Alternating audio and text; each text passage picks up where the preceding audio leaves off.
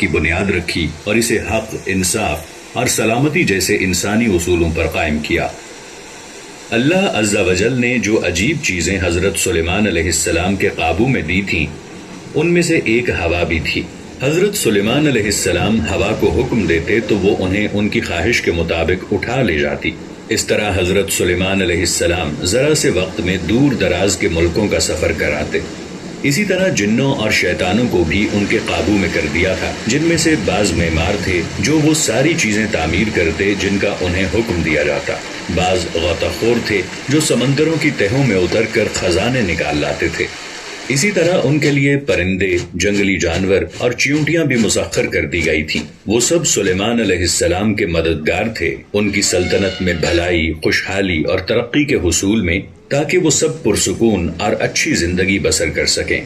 اسی طرح اللہ تعالیٰ نے حضرت سلیمان علیہ السلام کو حکمت اور گہری سمجھ بھی عطا فرمائی تھی۔ اللہ تعالیٰ نے حضرت سلیمان علیہ السلام کو پرندوں اور جانوروں کی بولیاں سکھائی تھیں۔ چنانچہ ایک مرتبہ جب حضرت سلیمان علیہ السلام اپنے لشکروں کے ساتھ پابہ رکاب تھے اور چیونٹیوں کی وادی کے قریب پہنچے تو ایک چیونٹی نے انہیں دور سے دیکھ لیا اور باقی چیونٹیوں کو آواز دے کر خبردار کیا اور انہیں اپنے بلوں میں داخل ہو جانے کا حکم دیا، تاکہ بے خبری میں حضرت سلیمان علیہ السلام اور ان کے لشکر ان چیونٹیوں کو روند نہ دیں۔ حضرت سلیمان علیہ السلام نے جب چیونٹیوں کی بات سنی اور سمجھ لی تو وہ مسکرا اٹھے۔ جس طرح اللہ تعالیٰ نے حضرت سلیمان علیہ السلام کے لیے ہر چیز، خواہ وہ انسان ہوں، جن ہوں، پرندے ہوں یا ہوا ہو، مسخر کر دی تھی، اسی طرح حضرت سلیمان علیہ السلام نے اس پوری بادشاہت کو روئے زمین کی آبادکاری اور انسانوں کی ہدایت کے لیے مسخر کر رکھا تھا۔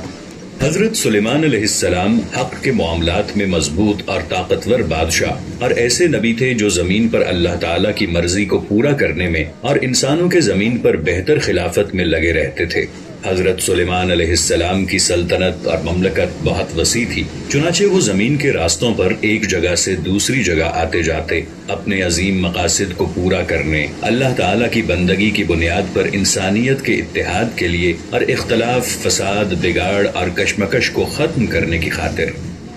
نیز انہوں نے اپنی حکمرانی اور بادشاہت اور حکمت و نبوت کے ذریعے انہیں عطا کردہ ساری نعمتوں کو بہترین صورت اور بلند ترین مقصد کے ساتھ حق کی اشاعت اور مخلوق کی نفع رسانی میں لگا دیا۔ چنانچہ وہ اپنے ہدہد کو ایک پیغام کے ساتھ ملکہ سبا کے پاس روانہ کرتے ہیں، اسے یعنی ملکہ سبا کو اللہ تعالیٰ کی بندگی کی دعوت دینے کی خاطر۔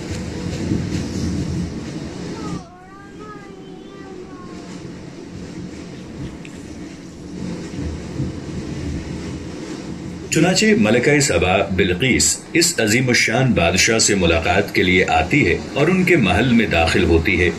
تو ان کے پاس جو چیز تھی اسے دیکھ کر دنگ رہ جاتی ہے۔ اس کا اپنا عرش جسے وہ مملکت میں چھوڑ آئی تھی وہ دیکھتی ہے کہ گویا وہی حضرت سلیمان علیہ السلام کے پاس موجود ہے،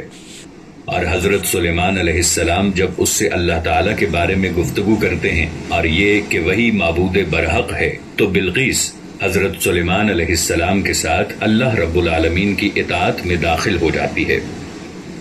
اور اللہ تعالیٰ کا بے پایاں شکر ادا فرمایا ان نعمتوں پر جن کے بارے میں حضرت سلیمان علیہ السلام جانتے تھے کہ انہیں انسانیت کی خدمت، روئے زمین کی آبادکاری، امن و سلامتی کے حصول اور اللہ رب العزت کی فرما برداری کی خاطر کیسے استعمال کیا جانا چاہیے۔